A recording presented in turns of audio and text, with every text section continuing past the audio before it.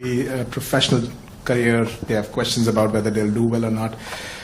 Employment also happens to be a key area that, and I feel across the world right now the youth is kind of rippling through that, a phase where there are questions about where they will land professionally from an employment perspective. So when we connect any sentence which has the word youth and employment in the same sentence, it's a cause of worry at a lot of places, at a lot of different levels. What do you have to say about employment and our youth? See, first of all, let's be clear. Not everywhere on the planet has an employment problem. Okay? The West has an employment problem. India has an employment problem. But there are many countries in the world that don't really have an employment problem. China certainly doesn't have an employment problem. Vietnam doesn't have an employment problem. So there are places on the planet that are not struggling with unemployment. There's a reason. If you look at the United States in the 1940s, 50s and 60s, they were the center of global production. Anything that was made, cars, washing machines, TVs, all made in the United States. Production moved from the United States. It went to Korea, it went to Japan, eventually it went to China. And if you look today, China is dominating global production. You go to India, you look at the phones, you look at the furniture, you look at clothes, you'll see on the back, made in China. It's a fact, right? So what has happened? The West, America, Europe, India, have given up on the idea of production.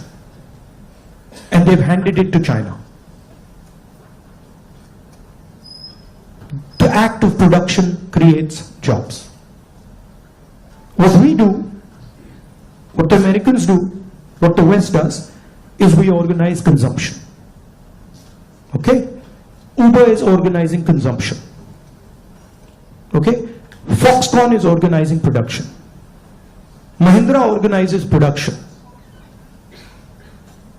Bajaj organizes production. These are the guys who create the jobs. And that is the problem. You're never going to employ India using IT, using consumption. It's not going to happen. So India has to think about the act of production and organizing production. And India has to, it's not acceptable that India simply says, okay, manufacturing, what you call manufacturing or production is going to be the preserve of the Chinese, it's going to be the preserve of the Vietnamese, it's going to be the preserve of the Bangladeshis. Right? Bangladesh completely outcompetes us in textiles. Regardless of the problems they're facing right now, they wiped us off. They wiped us clean in textiles. Right? So we have to reimagine how to produce in a democratic environment. Until we do that, we will face high levels of unemployment. And frankly, it's not sustainable. So you're going to see that if we carry on down this path of forgetting about manufacturing, you're going to see massive social problems coming in India and in the United States and in Europe. Right? The polarization of our politics is because of this. We're getting ready to ask a few questions from the audience.